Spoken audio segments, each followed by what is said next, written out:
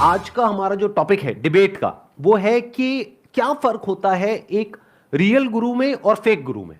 मतलब कि अगर आप एक सिंसियर सीकर हो और कुछ सीखना चाहते हो किसी भी फील्ड से related, that could be related to spirituality, that could be related to business, entrepreneurship, that could be related to anything else. कैसे फर्क करें कि वो जो इंसान है वो रियल है या फेक है, जेन्युइन है या फेक है।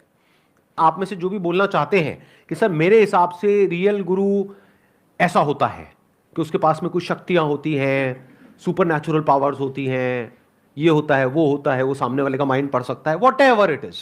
और सामने से कोई और इंसान है वो उसको काउंटर करेगा या करेगी, तो क्या उसको दर्द नहीं होगा? होगा सर। क्या उसको भूख नहीं लगेगी? क्या उसको प्यास नहीं लगेगी? क्या वो सांस नहीं लेगा? तो व्हेन यू से कि एक रियल गुरु का मतलब ये कि वो बॉडी के लेवल से ऊपर उठ गया है या वो अब ऊपर उठना चाह रहा है, उसके भी अपने लेवल्स हैं। जैसे अभी आप बॉडी के लेवल से ऊपर नहीं उठे हो, लेकिन जो गुरु है वो बॉडी के लेवल से ऊपर उठ गया, अब उसको माइंड के लेवल से ऊपर उठना है, तो वो पहले आपको बॉडी के लेवल से ऊपर उठाएगा, साथ साथ में खुद माइंड के लेवल से ऊपर उठेगा। और रियलाइजेशन दोनों में कोई भी इंसान हो कैसा भी, जो सो कॉल्ड आपके लेवल्स है, कोई लेवल नहीं है। इंप्रूव क्या करते हैं फिर? Is there any improvement in spirituality और देयर इज ओनली रियलाइजेशन? दोनों में जमीन आसमान का फर्क है अंकल आंटीज। इस मटीरियलिस्टिक वर्ल्ड में इंप्रूवमेंट चाहिए। अगर हमें यहां से यानी धरती से मार्स पे जाना है तो हमारी टेक्नोलॉजी को इंप्रूव करना पड़ेगा ताकि हम वहां जा सके, वहां लैंड कर सके, वहां एक दुनिया बसा सके। तो वहां पर क्या है? इंप्रूवमेंट। स्पिरिचुअलिटी का मतलब क्या है?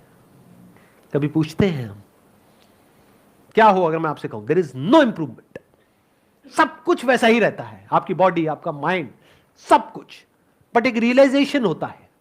जैसे एग्जाम्पल के लिए, ठीक है, don't take it literally, example के लिए आप एक आदमी हो, बट मान लो इस पूरी सोसाइटी ने, पूरी दुनिया ने, आपके पेरेंट्स ने, सबने कंडीशनिंग कर दी कि आप आदमी नहीं हो।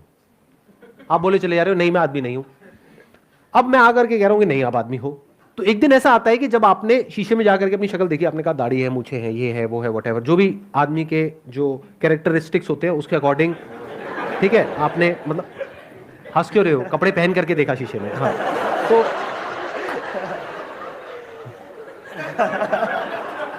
फिर आपने कहा हाँ मैं आदमी हूं। तो ये क्या हुआ? Is it some kind of improvement? Realisation. या सिर्फ उसको रियलाइजेशन हुआ कि अरे मैं तो आदमी ही हूं, था, हूं और रहूंगा। दुनिया में दो तरीके के प्राणी हैं। एक वो जो सच को जानना चाहते हैं, जो सच सुनना चाहते हैं, उनको आप बोल सकते हो सीकर्स ऑफ द ट्रूथ। ऐसे बहुत ही कम लोग हैं इस दुनिया में। बाकी लोग इंटरेस्टेड नहीं है सच में, वो झूठ में ही खुश है, अपनी एक झूठ की दुनिया है उसमें बहुत खुश है। तो उनको आप चाहे कुछ भी कर लो, कितना भी बोल दो, कितना भी समझा दो, वो आपकी बातों को भी अपने उस झूठे दायरे में फिट करके खुश होते रहेंगे अंदर ही अंदर।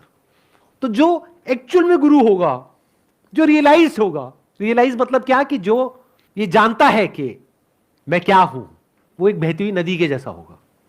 वो किसी के पास नहीं जाएगा, किसी को कुछ नहीं कहेगा। लोग उसके पास आएंगे, कौन आएंगे? बहुत रेयरेस्ट ऑफ रेयर ऐसे कुछ लोग जिनके अंदर प्यास होगी और उनकी प्यास बुझ जाएगी। अब चाहे यहां से बुझे चाहे कहीं और से बुझे, उसको क्या फर्क पड़ता है? उसके माइंड में कोई कैलकुलेशंस नहीं होगी कि मैंने इतने लोगों की प्यास बुझाई, देखो मैं कितना महान हूं। ऐसा नहीं होगा। वो अपनी जगह पर टिक करके बैठा हुआ होगा।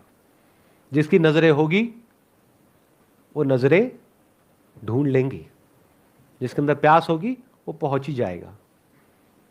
और वो सारी नदियां जाकर के एक ही समुद्र में मिलती है, वहां पर जाकर के सब एक हो जाते हैं, सारे गुरु, सारे शिष्य।